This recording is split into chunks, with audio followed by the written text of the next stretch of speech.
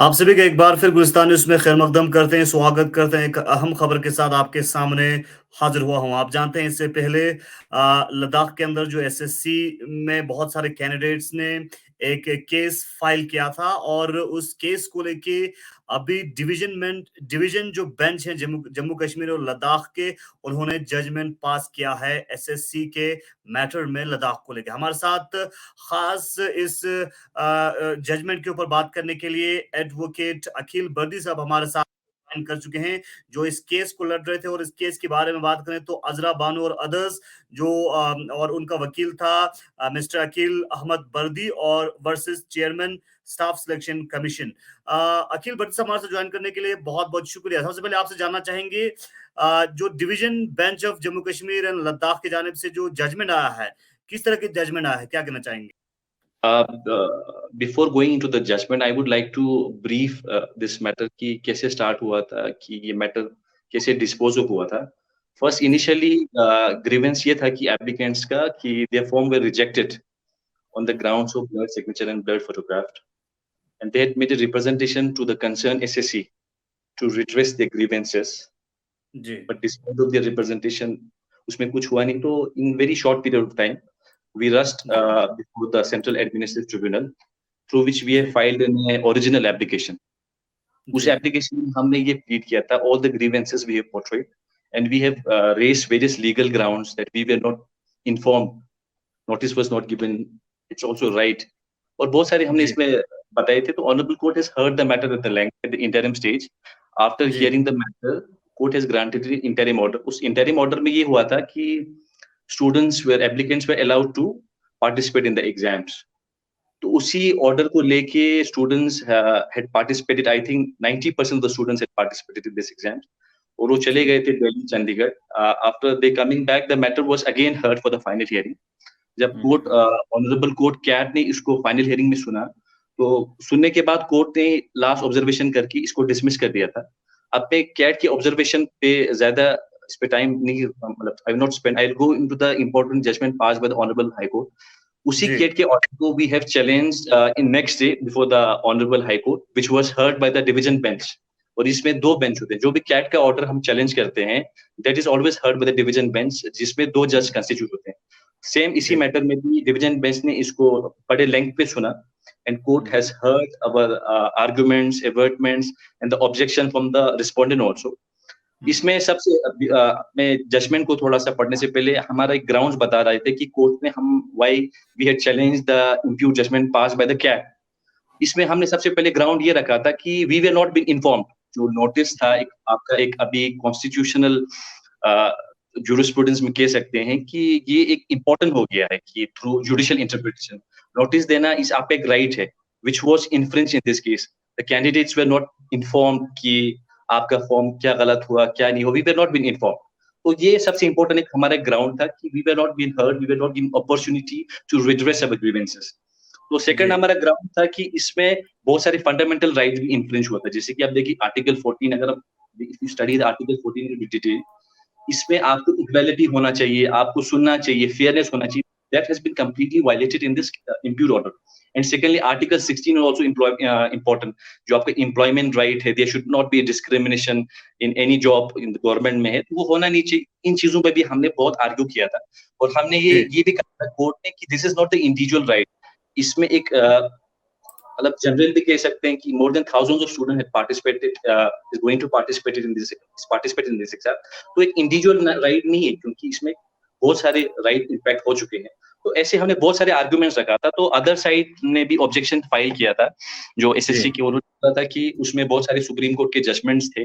उन्होंने कंपाइलेशन किया था कि बोला था कि उस जजमेंट के हिसाब से 141 जो आर्टिकल होता है, उसमें ये कहते हैं कि जो भी जजमेंट सुप्रीम कोर्ट पास करते हैं वो मतलब हर ट्रिब्यूनल, हर कोर्ट पे बाइंडिंग हो जाता है. It's of law. बट हमने उस जजमेंट को काफी रिसर्च करने के बाद हमने ये देखा कि वो जो judgments even the state has relied is completely differ from our facts. तो उस पर हमने बहुत मेहनत किया था. तो हमने ये प्रोड्यूस किया था कि जो जजमेंट एसएससी रिलाई कर रहा था हमारे केस में, उसका फैक्ट्स और हमारा फैक्ट्स कंप्लीटली डिफर था. तो इवन हम उसको कंसीडर भी करेंगे आर्गुमेंट्स में. सुप्रीम कोर्ट ने उस जजमेंट को हार्मोनियसली कंस्ट्रक्ट किया था, rather than मतलब नहीं कह सकते कि प्रेसिडेंट से था. तो कोर्ट उसको एग्री किया था. कोर्ट ने बोला this is a different right, और हमने उसमें बहुत सारे आर्गुमेंट्स किया था कि आपका नोटिस जो है फंडामेंटल राइट है और बहुत सारी चीजें इंडिविजुअल राइट, और हमने एक लद्दाख पे कंडीशन भी हमने डिपिक्ट किया था क्योंकि लेह में मोस्टली पॉपुलेशन बॉर्डर्स इलाके इसमें भी है, and this is the first time that SSC has conducted an examination in UT Ladakh, वो भी हमने कोर्ट में पोर्ट्रेट किया था। इससे चलते चलते कोर्ट के डिटेल जजमेंट आया है, और I can say this is a very landmark judgment. It was reserved in 24/2023 and pronounced in 13/06/2023, but ये अपलोड हुआ था कल ही क्योंकि इसको थोड़ा टाइम अपलोड होने में। तो इस कोरम में ऑनरेबल चीफ जस्टिस और जस्टिस राहुल बार्दी ने इस जजमेंट को पास किया। तो मैं आपको इस जजमेंट का थोड़ा सा, it's a very detailed judgment, I can not go because it's 42 pages. अब मैं सिर्फ आपको बताऊंगा कि कोर्ट का ऑब्जर्वेशन क्या था, वो हमें इंपॉर्टेंट चीज था। तो कोर्ट का ऑब्जर्वेशन, तो इसमें सबसे इंपॉर्टेंट ऑब्जर्वेशन है कि एक आपका पेज नंबर है 28 है, पैरा नंबर 57 में। तो मैं आपको थोड़ा इंग्लिश में पढ़ा के सुनाऊंगा कि what is court is observing in this petition. We cannot give a scope to the respondent SSC to plead that every applicant in every nook and the corner of vast UT Ladakh, to the extent that even the remote places, has a ready-made and immediate access to the internet at his or her home, or even in locality, village, or residence, so that he is supposed to be in fully cognizance on the online post and revised position at the end of respondent with respect to the application of status of the applicant। इसमें court ने ये consider किया है कि जो border इलाके इसमें है, तो हिली इलाका इसमें, इन चीजों को भी कोर्ट ने बोला हो कि कंसीडर करना जरूरी है।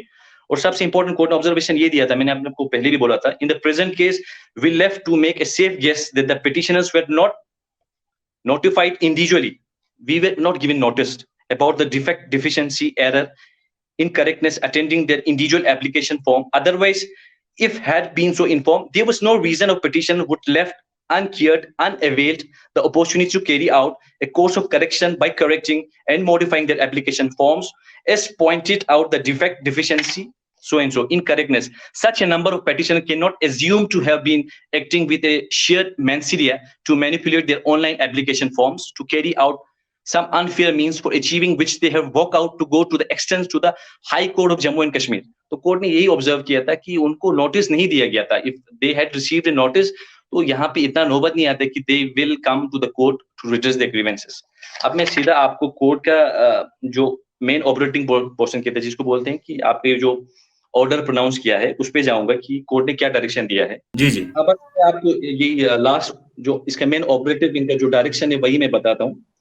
Keeping in the view of aforesaid facts and circumstances, we find that the action of respondent, जो respondent number 1 है, SSC है, in rejecting the online application of petition for the purported reasons at a very opening stage of recruitment process was misconceived, unfair, and unreasonableness.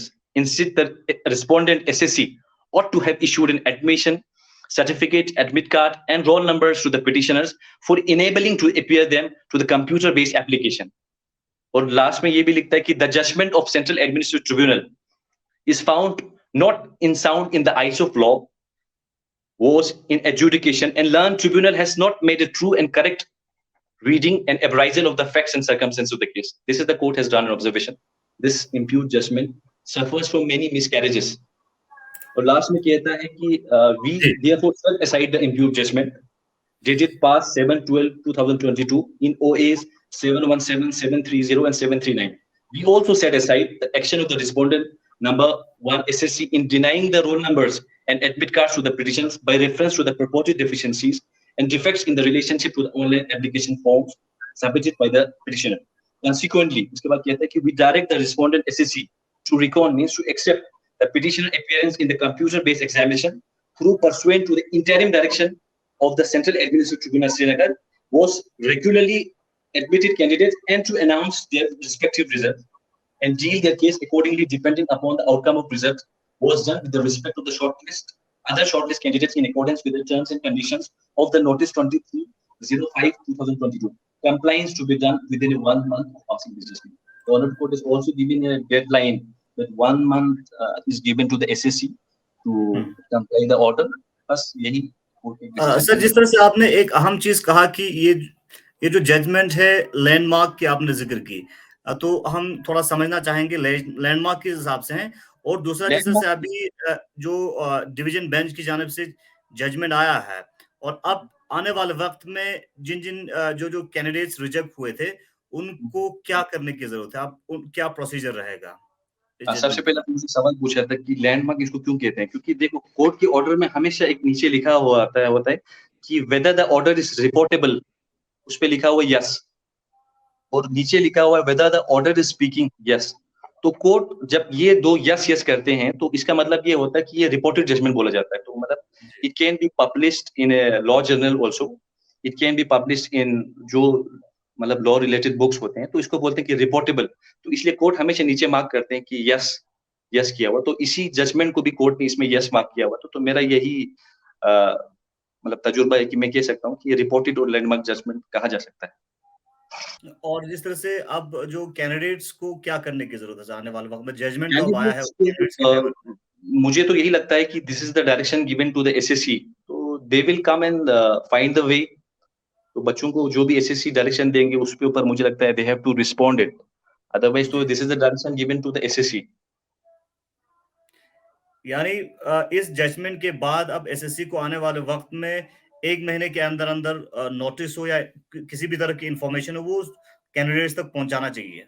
जी जी, as per this judgment तो यही है कि within 1 month they have to comply the direction given by this honourable court. But इसमें बहुत सारे observation है, मैंने आपको नहीं बोला क्योंकि दिस इज 41 पेजेस। मैंने आपको सिर्फ ऑपरेटिव पोर्शन बोला हुआ था कि कोर्ट ने किन चीजों को कंसीडर किया है। तो ओवरऑल जो जजमेंट है वो कैंडिडेट्स के फेवर में आया है। Yes yes, because they have already set aside the impugned judgment. जो कैट ने हमें पिटीशन डिसमिस किया था उसी ऑर्डर को इन्होंने honourable high court of Jammu and Kashmir Ladakh ने इसको सेट असाइड कर दिया है। सर आप आखिर पे खासकर स्टूडेंट्स को और कैंडिडेट्स को किस तरह की मैसेज पहुंचाना चाहेंगे, क्योंकि आपने आर्टिकल 14 की भी जिक्र की और 16 की भी आपने जिक्र की, तो किस तरह की मैसेज आप लास्ट से पहुंचाना चाहेंगे? See, basically, as a lawyer, we have to confine to the judgment, right? And it is my duty कि मैं उस judgment के अलावा मैं कुछ नहीं कह सकता हूँ, because मैं यही पढ़ूंगा जो judgment में लिखा हुआ है। तो it is clearly written कि आजकल everyone is well versed and educated, they can understand everything, क्या rights है, क्या fundamental rights है, they know everything. But I am just presently confined to the judgment itself.